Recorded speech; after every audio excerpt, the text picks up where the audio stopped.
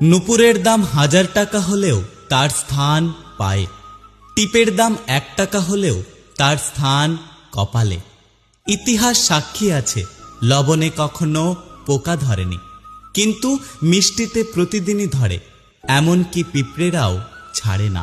মোমবাতি জ্বালিয়ে মৃত মানুষকে স্মরণ করা হয়, আর মোমবাতি নিভিয়ে জন্মদিন পালন করা হয়।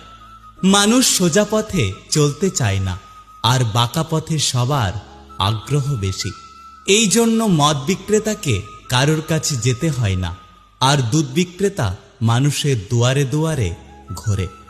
আমরা দুধ বিক্রেতাকে সবসময় বলি দুধে জল মেশাননি তো, অথচ আমরা মদে নিজেরাই জল মিশিয়ে খাই।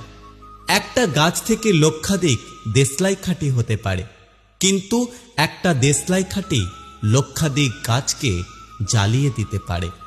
যখন বন্যা হয় তখন মাছেরা পিঁপড়েদের খায়, আর যখন জল শুকিয়ে যায় তখন ওই পিঁপড়েরাই মাছেদের খায়। সুতরাং সময় এবং পরিস্থিতি যে কোনো সময় বদলাতে পারে।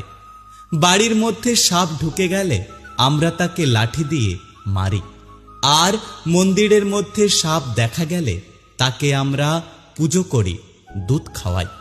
পৃথিবীতে সবথেকে বেশি মিথ্যে কথা বলা হয় আদালতে, ধর্মগ্রন্থ ছুঁয়ে, আর পৃথিবীতে সবথেকে বেশি সত্য বলা হয় মদের দোকানে, মদের গ্লাস হাতে নিয়ে। সময় বড় কঠিন হয়, তাই জন্যই তো ঘড়িতে ফুল নয় বরং কাঁটা থাকে। কেউ একজন একটি সুন্দর কথা বলেছেন, আমি যখন ছোট ছিলাম তখন আমার জুতো ছিল না বলে আমি কেঁদেছিলাম। তারপর একদিন দেখলাম এমন একটি ব্যক্তি যার পা নেই।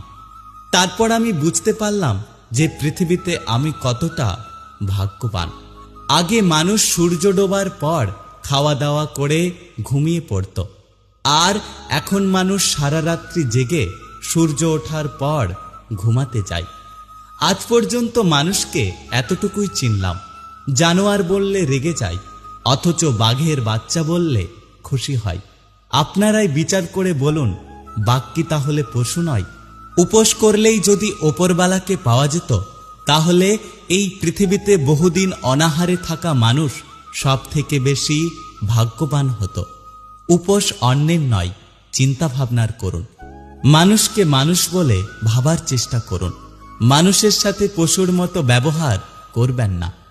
নিজের মধ্যে কখনো অহংকার আসতে দেবেন না। ওপরবালার উপরে ভরসা রাখুন। ওপরবালা যদি চান আজকে আপনার ভালো দিনটাকে কালকে একটি খারাপ দিনে পরিবর্তিত করতে পারে। তাই যদি আপনি সুখে আছেন অহংকার করবেন না, যারা দুঃখে আছে তাদের দেখে হাসাহাসি করবেন না। সকলের সাথে থাকুন, সকলের পাশে থাকুন।